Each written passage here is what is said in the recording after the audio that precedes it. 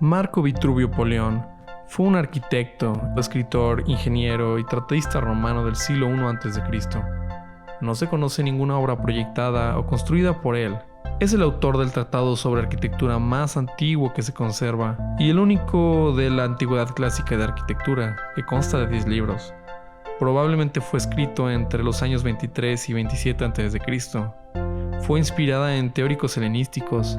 La obra trata sobre órdenes de materiales, técnicas decorativas, construcción, tipos de edificios, hidráulica y mecánica, todo sobre arquitectura. Se dio a conocer y se empleó en la Edad Media. Se reeditó en Roma en 1486, ofreciendo a los artistas del Renacimiento un canal privilegiado mediante el que reproducir las formas de arquitectura de la antigüedad. Posteriormente se publicó en la mayor parte de los países, y todavía hoy constituye una fuente documental insustituible. También por las informaciones que aporta sobre la pintura y la escultura.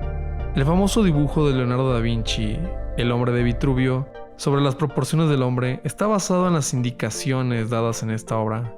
Vitruvio también trabajó para el ejército de Julio César como ingeniero constructor de maquinaria de guerra, e incluso viajó con las legiones romanas en campañas por Galia y España.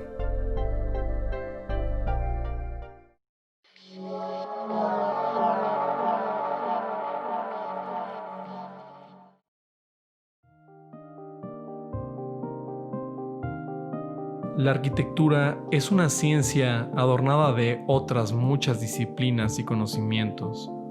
Es práctica y teórica. Cuenta con significado y significante. Significado es la cosa propuesta a tratarse. Significante es la demostración de la cosa con razones científicas. Por esto, el que desee ser arquitecto debe ser ingenioso y aplicado. Será instruido en las buenas letras, diestro en el dibujo, hábil en la geometría, inteligente en la óptica, instruido en la aritmética, versado en la historia, filósofo, médico, jurisconsulto y astrólogo. La causa de necesitar todo esto es la siguiente. Conviene que el arquitecto sea literato para poder con escritos asegurar sus estudios en la memoria, dibujante para trazar con elegancia las obras que se le ofrecieren. La geometría auxilia mucho a la arquitectura, principalmente por el uso de la regla y el compás, con la cual más fácilmente se describen las plantas de los edificios en los planos, se forman escuadras, se tiran nivelaciones y otras líneas. Con la óptica se toman en los edificios las mejores luces y de mejor parte. Por la aritmética se calculan los gastos de las obras, se notan las medidas y se resuelven intrincados problemas de las proporciones.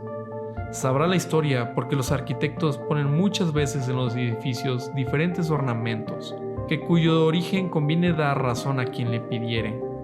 La filosofía hace magnánimo al arquitecto, y que no sea arrogante, antes flexible, leal y justo, sin avaricia, que es lo principal, pues no puede haber obra bien hecha sin fidelidad y entereza. Necesita el arquitecto de la medicina para conocer las variedades del cielo, a lo que los griegos llaman climata, las cualidades del aire de las regiones, cuales sean saludables o pestilentes, y el uso de las aguas, porque sin estas precauciones no puede haber habitaciones sanas. Por la astrología finalmente se conoce el oriente, occidente, mediodía y septentrión, como también la constitución celeste, a saber los equinoccios, solsticios y cursos de los astros, de cuya noticia quien careciere de ningún modo entenderá la gnomónica. Siendo pues la arquitectura una ciencia condecorada de tantas otras, y tan llena de erudiciones, muchas y diversas, juzgo que no pueden con razón llamarse arquitectos, sino los que desde su niñez, subiendo por los grados de estas disciplinas, y creciendo en la adquisición de muchas letras y artes, llegaran al sublime templo de la arquitectura. En suma, no está tenido a ser excelente en las demás ciencias, pero tampoco debe hallarse ayuno de ninguna.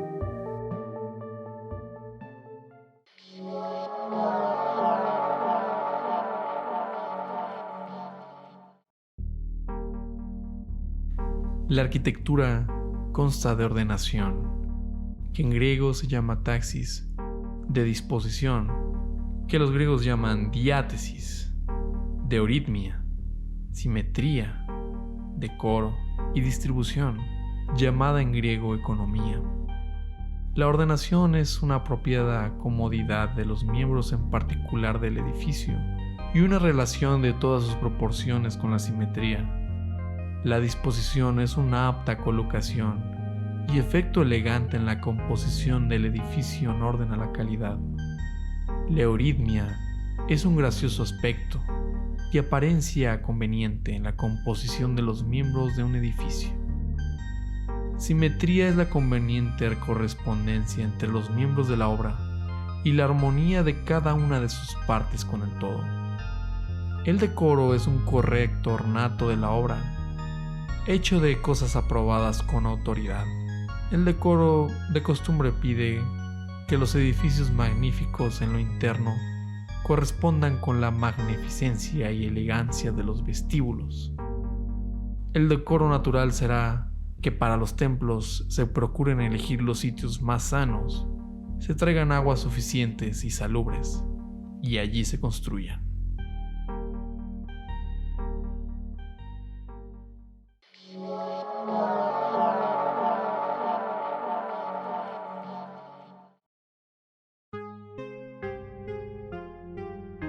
Las partes de la arquitectura son tres: construcción, gnomónica y maquinaria. La construcción se divide en otras dos. Una es la edificación de las murallas y obras públicas, y la otra es de las obras particulares. Los edificios públicos se dividen en tres clases. Una pertenece a la defensa, otra a la religión y otra a la comodidad. Para la defensa son los muros, torres y puertas, inventado todo para rechazar en todos tiempos las invasiones de los enemigos.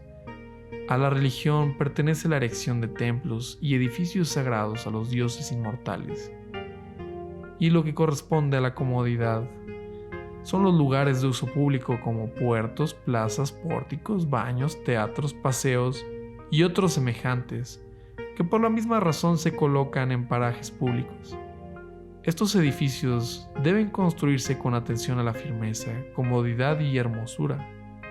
Serán firmes cuando se profundice en las zanjas hasta hallar terreno sólido, y cuando se eligieren con atención y sin escasez los materiales de toda especie. La utilidad se conseguirá con la oportuna situación de las partes, de modo que no haya impedimento en el uso, y por la correspondiente colocación de cada una de ellas hacia el aspecto celeste que más le convenga. La hermosura, cuando el aspecto de la obra fuera agradable y de buen gusto, y sus miembros arreglados a la simetría en sus dimensiones.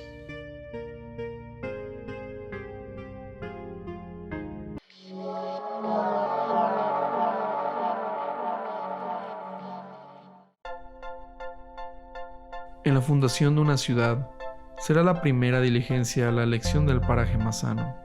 Lo será siendo elevado, libre de nieblas y escarchas, en zonas templadas.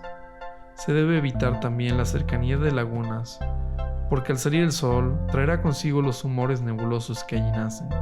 Tampoco serán sanos los lugares junto al mar, por parte del mediodía o poniente, porque en el estio a la parte meridional por la mañana picará el sol, y a mediodía abrasará. El calor va continuamente cociendo y quitando la consistencia a las cosas, así como a las personas. También los enfriamientos del agua, vientos y auras infunden en los cuerpos diferentes vicios. Se observarán cuidadosamente los hígados de las reses sacrificadas. Si se hallan enfermedades, se debe dudar de la sanidad del pasto. Ya exploradas muchas reses, y asegurándose de la salud y buen estado de los hígados, provenientes del agua y el pasto, allí se debe de edificar la ciudad. Pero si los hayan dañados, se infiere que las aguas y pastos de aquellos sitios serán también dañinos a los hombres, y se debe pasar a otra parte para fundar la ciudad.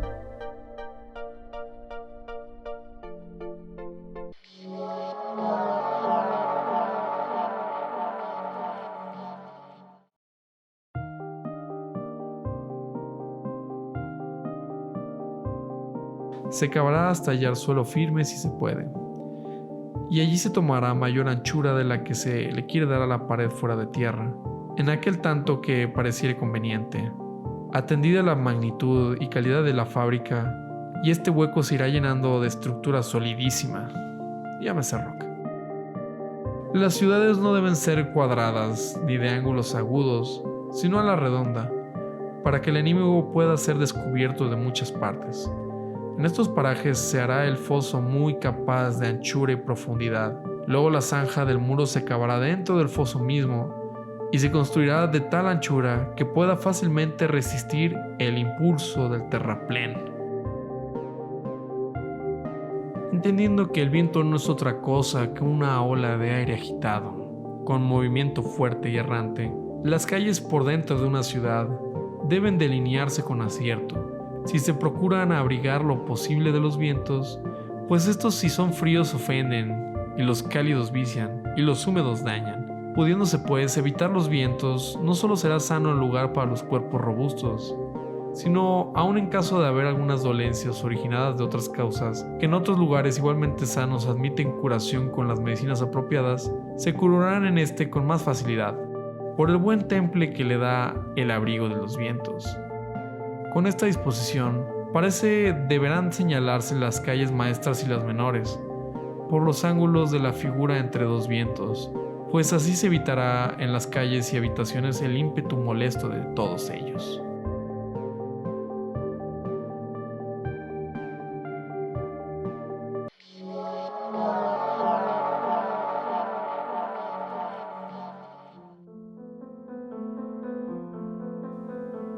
El área para el foro debe destinarse junto al puerto, pero siendo mediterránea, se establecerá en el medio de la ciudad. Las áreas para los templos de los dioses titulares de la ciudad, como también Júpiter, Juno, Minerva, se destinarán en el sitio más elevado, desde donde se descubra la mayor parte de la ciudad. Mercurio debe estar en el foro, o en el mercado, como también Esis y Serapis. Apolo y a Libero padre, junto al teatro, a Hércules, en las ciudades donde no hubiera gimnasios ni anfiteatros, se pondrá al circo. A Marte, fuera de la ciudad, pero hacia su campo, a Venus junto a las puertas. Todo esto lo hayamos también establecido en los preceptos y ritos de los agoreros etruscos, en la siguiente forma: a Venus, Vulcano y Marte se les edificarán los templos extramuros, para que no se haga común a los jóvenes o a las matronas la lujuria dentro de la ciudad, para que removiendo de ella el rigor del Vulcano, con sacrificios y actos religiosos, parezcan estos estar seguros los edificios del temor de los incendios.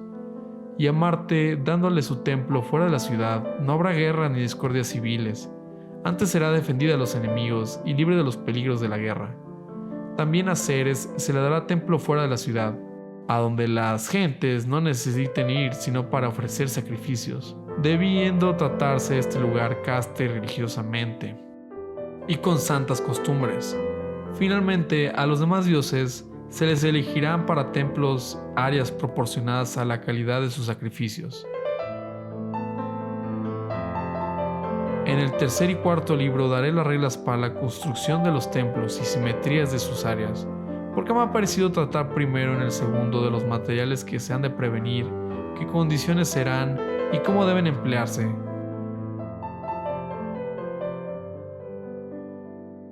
Con esto concluye el primer libro de arquitectura de Vitruvio. Posteriormente subiré los siguientes 9 libros de arquitectura a manera de resumen, como este fue tratado. Muchas gracias.